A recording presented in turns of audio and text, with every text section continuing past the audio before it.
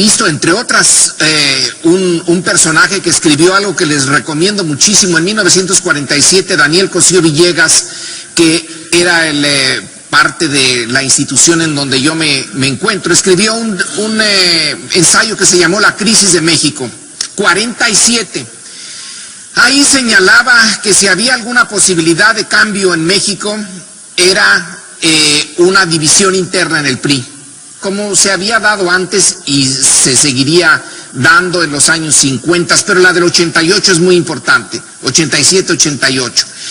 Es un grupo dentro del PRI al que se le unen fuerzas de izquierda que estaban fuera del sistema, en el margen del sistema, se aglutinan en torno a una figura, a la figura de Cuauhtémoc Cárdenas. Es importante esa figura, porque sin ella no se hubiera dado la dinámica que se dio en 87-88. No cualquiera podía haberse lanzado al liderazgo.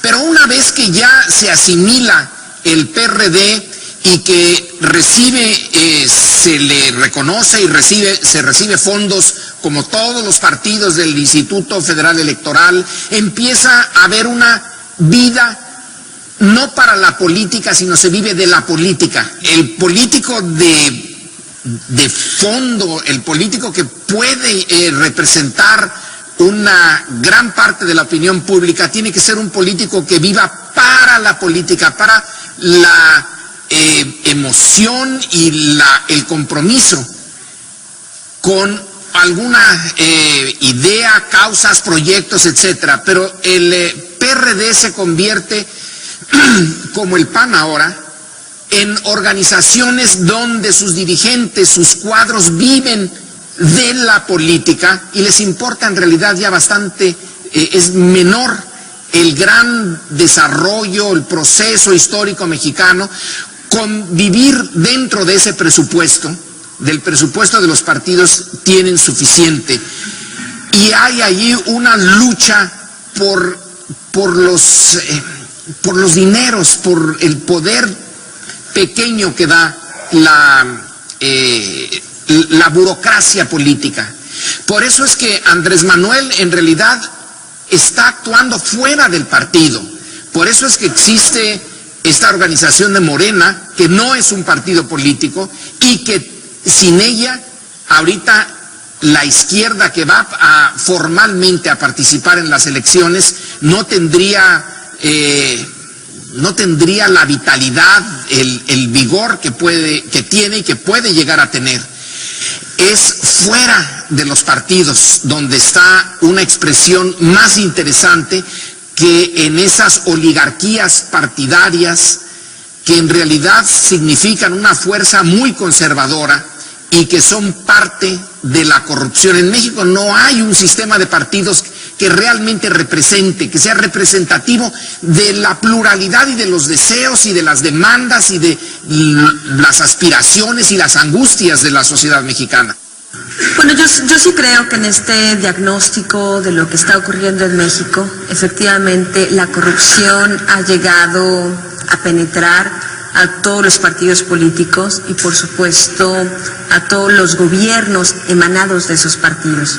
Así como vemos a un narcotráfico rampante que se ha adueñado de un estado como Tamaulipas, también vimos, por ejemplo, que en estados como Michoacán, gobernados por el PRD, también la delincuencia lo tomó bajo su control. También vimos lo que ocurrió en Guerrero, cuando estaba Ceferino Torreblanca como gobernador del PRD, también llegó el narcotráfico a apoderarse de eso. Es decir, las instituciones políticas, los partidos políticos tal como están diseñados, porque hay que decirlo, porque para eso pareciera que están diseñados, pareciera que la ley, estas cuotas electorales, estas cuotas de prerrogativas, estas cuotas de diputados plurinominales y por elección directa, y senadores plurinominales y por elección directa, pareciera que todo es un sistema realizado a propósito para que funcione de esta manera tan nociva como está funcionando. Sí creo, y yo lo he sostenido, es lo que yo creo realmente, que México no va, estos políticos que gobiernan México, que controlan México, no van a cambiar, ellos no van a cambiar. Los únicos que tienen posibilidad de cambio somos nosotros. De un buen día, como ha ocurrido en otros países de América Latina o de otros continentes, es decir, hasta aquí, ya basta, ni un paso más, no te aguantamos y te largas. Es lo que hace falta que los mexicanos hagamos. Ellos no se van a ir por su cuenta, ellos no van a decir, ¡ay, ya me encanta ese cómic!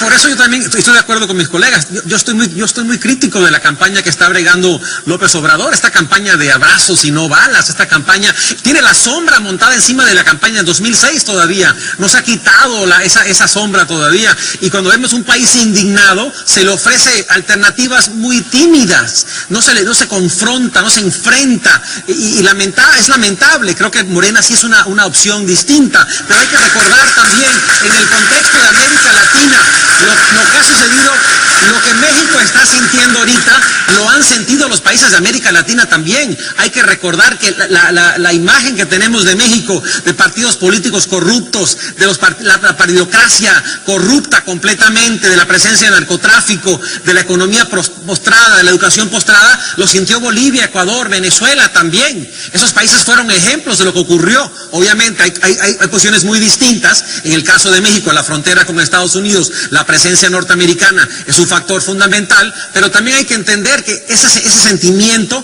esa experiencia, también ha sido algo traspasado por la gente de América Latina en varias ocasiones, y hemos visto su alternativa, la alternativa cuando un pueblo realmente toma las riendas del proceso político, y no en los partidos, sino en los movimientos sociales. Incluso en México, en el caso de Chiapas, también, cuando los movimientos sociales toman las riendas del proceso. O sea que yo creo que sí hay alternativas y sí hay posibilidad de cambio. Estoy 100% de acuerdo que los partidos, como están construidos ahorita, son una de las principales causas de los problemas que enfrenta México, y el PRD, al convertirse simplemente en reciclar expriistas, incluso algunos panistas, se convierten simplemente en otro partido de esa partidocracia. Yo pondría en la mesa de la discusión un hecho que sí es muy mexicano y que no está presente en otras partes de América Latina, que afortunadamente para otros sistemas latinoamericanos no existió en ellos, y en nosotros desafortunadamente sí. El PRI construyó el sistema autoritario más exitoso de América Latina y quizá más exitoso del mundo en el siglo XX. Ese es un problema que no tiene, bueno, Bolivia pudo cambiar, pero no como la forma casi esa de la dictadura perfecta a la que tú aludiste, que Vargas Llosa nos sintetizó. Es una experiencia histórica que nos pesa todavía mucho. ¿Por qué el PRI puede volver? Porque el PRI tiene una enorme base operativa en todo el país, que creó a lo largo de decenas de años. Es muy difícil sobreponerse a esos años de construcción de aparatos, de aparachiqui, como se puede decir pensando en la Unión Soviética. Son profesionales de esto, son profesionales para mover la Iglesia Católica, el PRI y la Coca-Cola. Son unos cuantos los que conocen, tienen los tentáculos en todo el país.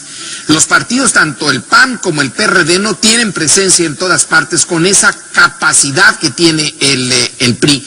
Y otro tema importantísimo, no todos los países de América Latina tienen una televisión como la nuestra. La nuestra es muy sui generis. Se creó con Miguel Alemán en mediados del siglo XX, se desarrolló finalmente como un monopolio o duopolio, que básicamente es un monopolio. Y esa televisión creó una cultura en un sentido muy amplio y muy malo, entre otros de la política. La televisión mexicana se convirtió realmente en el Ministerio de Cultura en México. Y ahora esa televisión es la que toma a Peña Nieto desde hace un buen tiempo, desde hace años.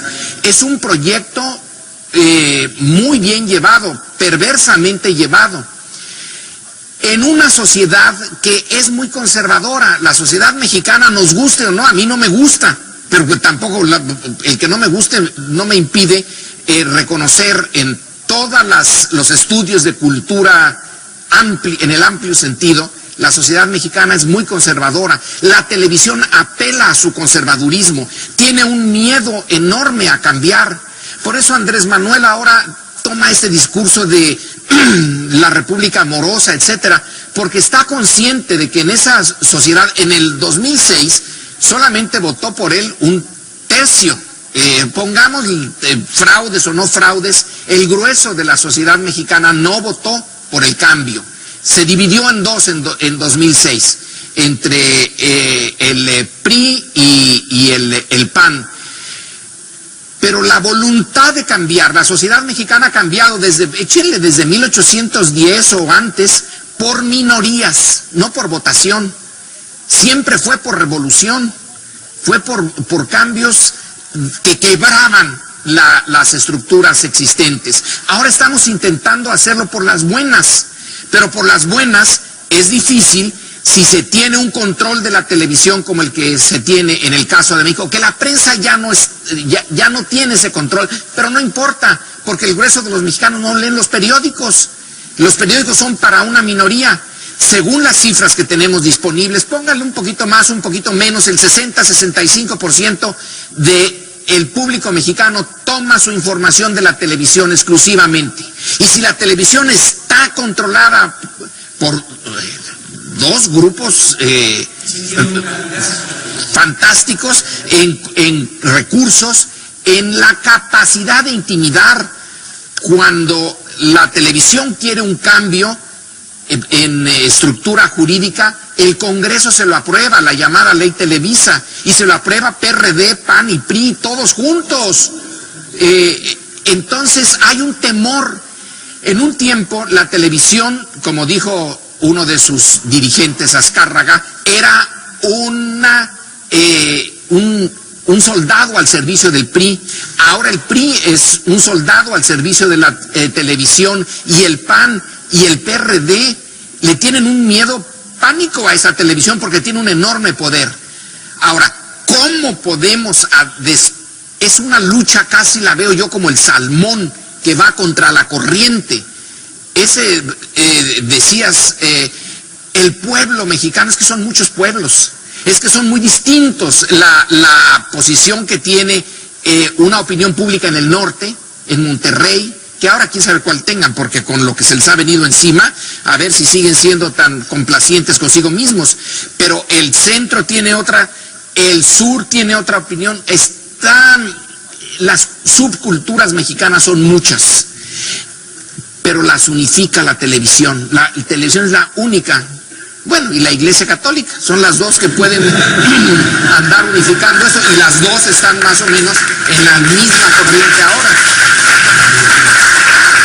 Bueno, entonces ante este panorama nos preguntamos, ¿hay solución?